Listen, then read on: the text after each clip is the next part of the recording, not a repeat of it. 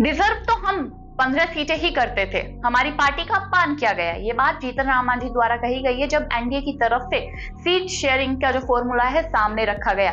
आपको बता दें, रविवार को एनडीए की तरफ से बता दिया गया है कि कौन सी पार्टी कितनी सीटों पर चुनाव लड़ेगी।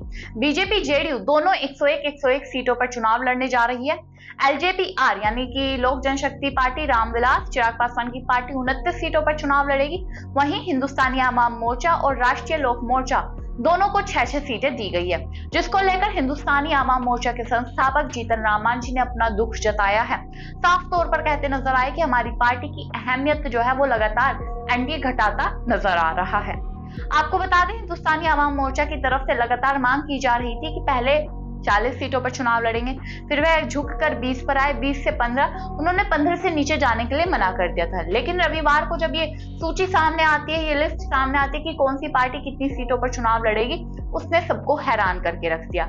जीतन राम मांझी की पार्टी एचएएम को सिर्फ 6 सीटों से संतुष्टि करनी पड़ रही है, जिसके बाद सवाल यह उठ रहे हैं कि क्या सही में एनडीए चाहता है कि जीतन राम मांझी की पार्टी की बिहार में अहमियत कम हो जाए।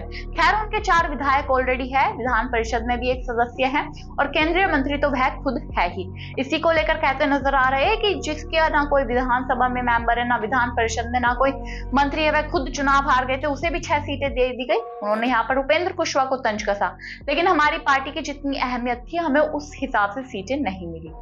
आपको बता दें, 2015 में उन्होंने अपनी पार्टी बनाई थी जेडीयू से अलग होकर। 2015 में एनडीए के साथ चुनाव लड़े थे। जब चुनाव लड़ते हैं उनकी पार्टी को 21 सीटें एनडीए की तरफ से अलॉट की जाती हैं।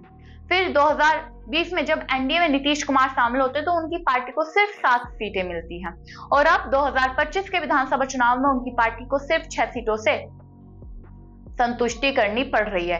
यानी लगातार अगर हम देखने की कोशिश करें तो उनकी पार्टी की जो छवि है, अहमियत है, एनडीए में कम होती नजर आ रही है। इसी बात का दुख वह भी जताते नजर आ रहे हैं।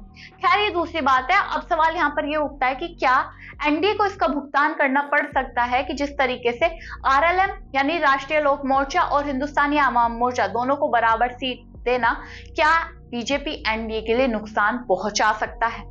आपके इस पर क्या राय, कमेंट बॉक्स में जरूर बताइएगा। तब तक के लिए नमस्कार।